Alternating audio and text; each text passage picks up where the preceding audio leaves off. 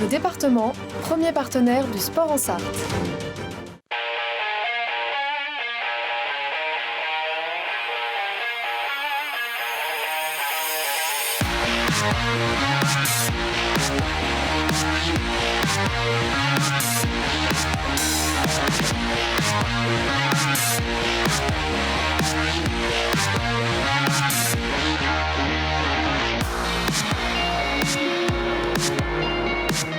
Bonsoir à toutes et à tous, très heureux de vous retrouver pour un nouveau numéro de 72 Sports. On est ensemble pendant une petite heure pour parler sport évidemment, actualité locale et sportive.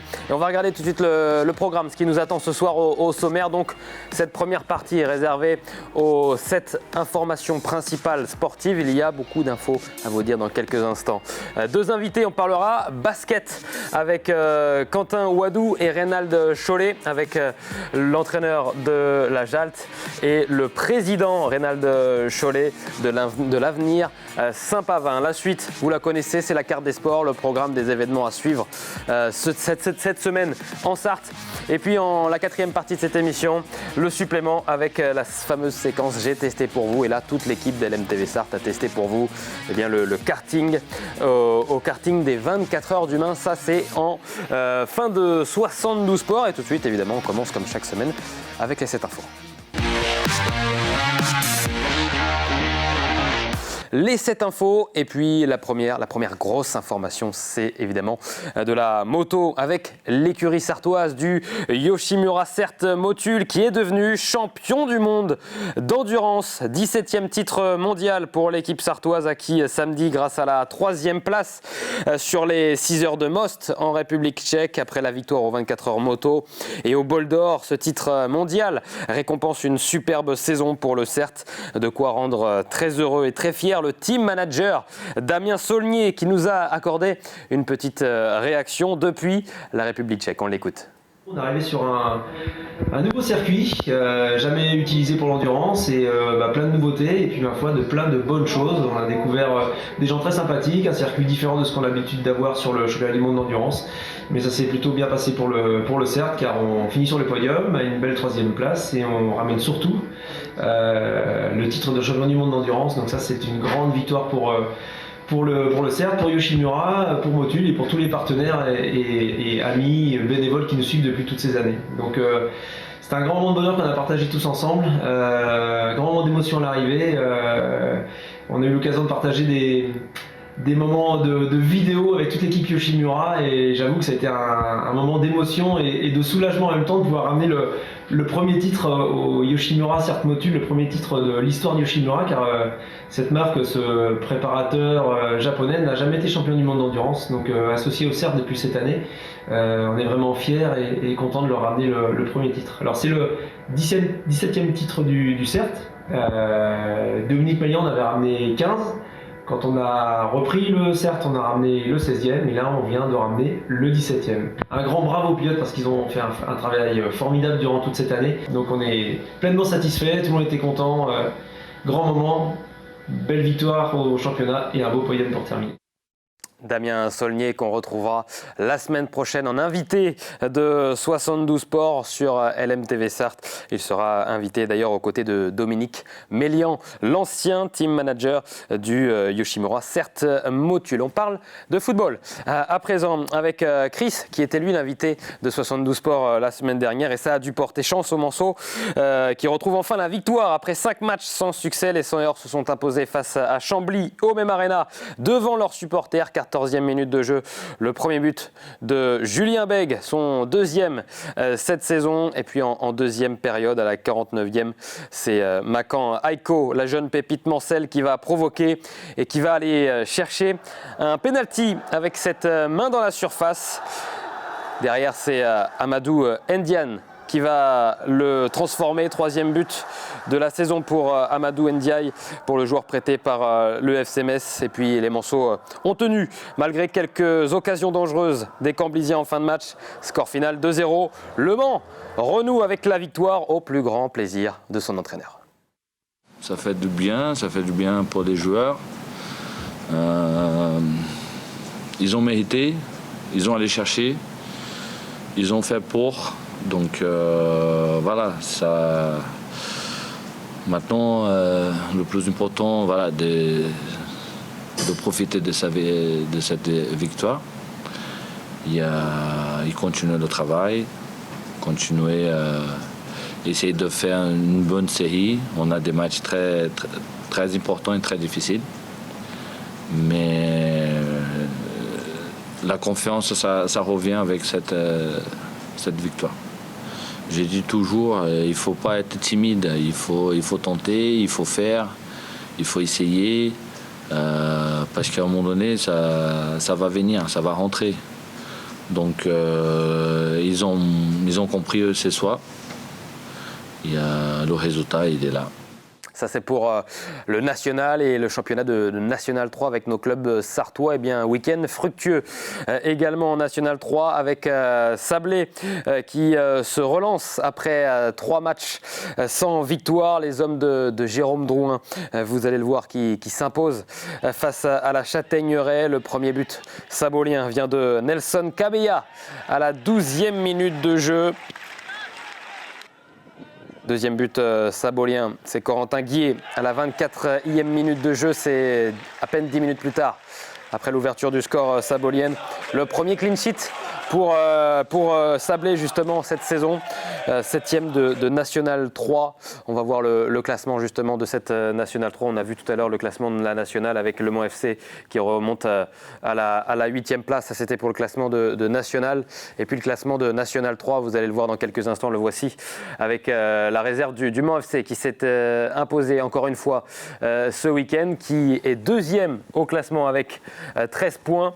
Et puis on retrouve donc Sablé qui passe dans la première partie de tableau, le Sablé FC de Jérôme Drouin, actuellement 7e avec 7 points. Tout va bien pour nos 2 clubs sartois engagés dans cette compétition évidemment de National 3. On passe au basket à présent avec la première défaite hélas pour le MSB après 2 victoires sur les 2 premiers matchs.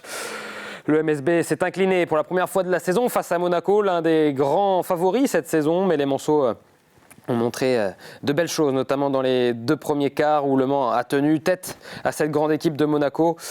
Mais le MSB a fini par céder et s'incline 81 à 70 et le MSB est désormais 5e de ce championnat de Betclic Elite. Prochain match, ça sera vendredi, retour à Antares, ça sera face à Pau, le 3e actuellement de ce championnat de Betclic Elite. On reste sur le basket avec de la National 3 féminine et la saison qui est enfin lancée pour Ruaudin. Après 3 défaites, les Sartoises remportent leur première victoire de la saison face à Senart, grâce notamment à un très grand match de Mélène Fresneau, auteur de 25 points, 15 points d'avance à la mi-temps pour Ruaudin, mais qui va se relâcher un petit peu en fin de match, mais qui s'impose tout de même 64 à 56, un premier succès encourageant.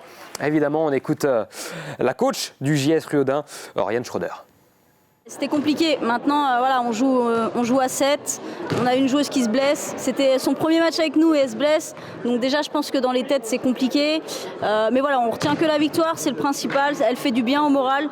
On sait que, comme je le dis depuis le début, on n'est pas encore tout à fait prêt, que ce soit physiquement, techniquement. Donc cette victoire, elle va faire du bien dans les têtes et on va travailler là-dessus. Et on va essayer de se maintenir et je pense que quand l'équipe sera au complet, on aura largement les capacités pour le faire. C'est une découverte pour moi, ce niveau-là. C'est en tant que coach, du coup je l'ai connu en tant que joueuse, mais en tant que coach, c'est une découverte. Donc non, pour l'instant, ça se passe très bien. En plus, le relationnel avec les filles est très bon, donc tout va bien. Après le basketball, le handball. National 3, une défaite amère. Hélas pour l'Entente Sarthe Pays du Mans face à Obja.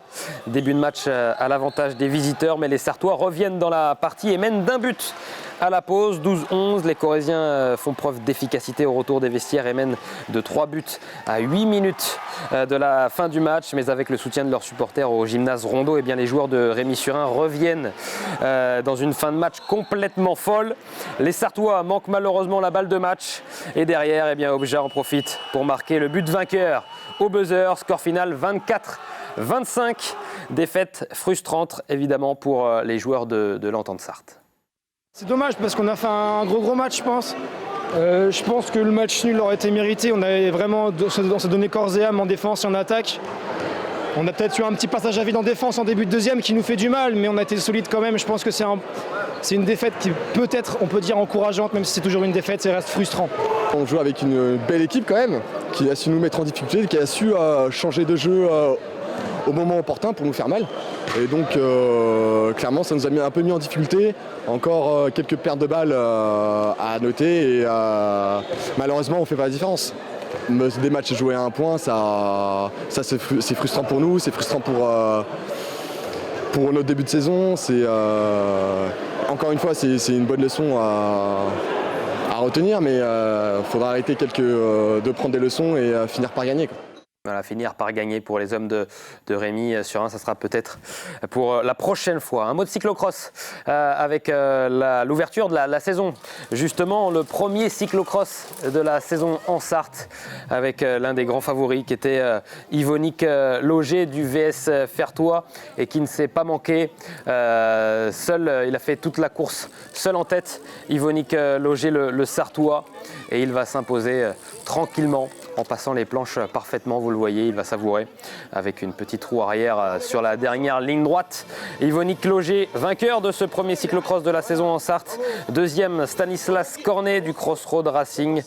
Et voilà, vous voyez le sprint justement, ou l'arrivée de la deuxième place pour Stanislas Cornet. Mais nous, on va écouter le vainqueur, évidemment, Yvonique Loger. J'ai réussi à faire un bon départ, même si c'est pas spécialement mon truc. En début de saison, là, j'ai eu un peu de galère sur les départs. Et puis Kylian qui a essayé de prendre l'avantage dans le premier tour. Je l'ai laissé faire dans la première partie. Et au premier passage sur la ligne, je suis repassé devant pour faire mon rythme, essayer de faire l'écart. Parce qu'il y avait des gars de Tours, je les connaissais pas trop. Et je voyais qu'ils avaient l'air de marcher pas trop mal. Puis après, j'ai fait ma course à mon rythme, en essayant de garder un bon rythme. Parce que quand on est tout seul, c'est pas forcément très facile.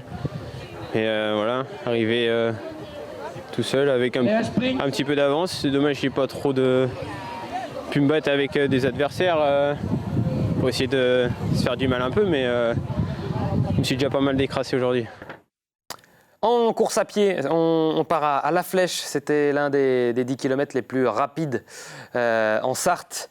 Et il a été remporté par l'Angevin Quentin Brandet qui s'impose en 31 minutes et 11 secondes. Chalier termine deuxième. Thomas Drouot, le Sartois, termine troisième après avoir été l'un des grands animateurs de la course. Voilà pour les 7 principales informations sportives à retenir de ce week-end. On se rejoint tout de suite dans la deuxième partie de 72 Sports avec nos deux invités. Quentin Wadou, entraîneur de la JALT en National 2. On parle de basket, évidemment. Et puis Reynald Chollet, président de l'Avenir Saint-Pavin. Ça, c'est de la National 3. À tout de suite.